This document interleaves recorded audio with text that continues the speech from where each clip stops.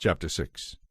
Darius the Mede decided to divide the kingdom into 120 provinces, and he appointed a prince to rule over each province. The king also chose Daniel and 2 others as administrators to supervise the princes and to watch out for the king's interests. Daniel soon proved himself more capable than all the other administrators and princes. Because of his great ability, the king made plans to place him over the entire empire. Then the other administrators and princes began searching for some fault in the way Daniel was handling his affairs, but they couldn't find anything to criticize. He was faithful and honest and always responsible.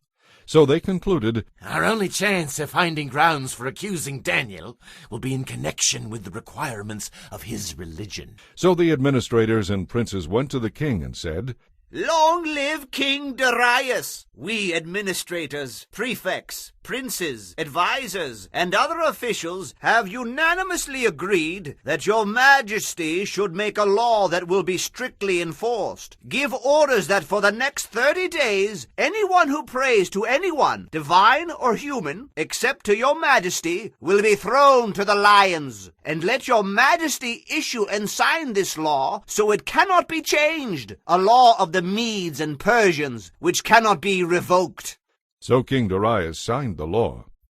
But when Daniel learned that the law had been signed, he went home and knelt down as usual in his upstairs room, with its windows open toward Jerusalem. He prayed 3 times a day, just as he had always done, giving thanks to his God. The officials went together to Daniel's house and found him praying and asking for God's help. So they went back to the king and reminded him about his law. "Did you not sign a law that for the next 30 days, anyone who prays to anyone, divine or human, except to your majesty, will be thrown to the lions?" "Yes," the king replied. "that decision stands. It is a law of the Medes and Persians, which cannot be revoked." Then they told the king, "That man Daniel, one of the captives from Judah, is paying no attention to you or your law. He still prays to his God 3 times a day." Hearing this, the king was very angry with himself for signing the law, and he tried to find a way to save Daniel. He spent the rest of the day looking for a way to get Daniel out of this predicament. In the evening the men went together to the king and said, "Your majesty knows that according to the law of the Medes and the Persians, no law that the king signs can be changed." So at last the king gave orders for Daniel to be arrested and thrown into the den of lions. The king said to him, "May your God, whom you worship continually, rescue you." A stone was brought and placed over the mouth of the den.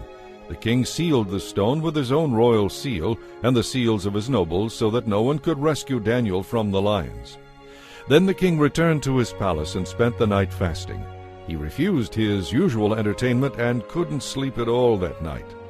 Very early the next morning the king hurried out to the lion's den. When he got there, he called out in anguish, "Daniel, servant of the living God, was your God, whom you worship continually, able to rescue you from the lions?" Daniel answered, "Long live the king! My God sent his angel to shut the lions' mouths so that they would not hurt me. For I have been found innocent in his sight, and I have not wronged you, your majesty." The king was overjoyed and ordered that Daniel be lifted from the den. Not a scratch was found on him, because he had trusted in his God. Then the king gave orders to arrest the men who had maliciously accused Daniel. He had them thrown into the lions' den along with their wives and children. The lions leaped on them and tore them apart before they even hit the floor of the den. Then King Darius sent this message to the people of every race and nation and language throughout the world. "Peace and prosperity to you. I decree that everyone throughout my kingdom should tremble with fear before the God of Daniel, for he is the living God, and he will endure forever. His kingdom will never be destroyed, and his rule will never end. He rescues and saves his people. He performs miraculous signs and wonders in the heavens and on earth. He has rescued Daniel from the power of the lions." So Daniel prospered during the reign of Darius and the reign of Cyrus the Persian.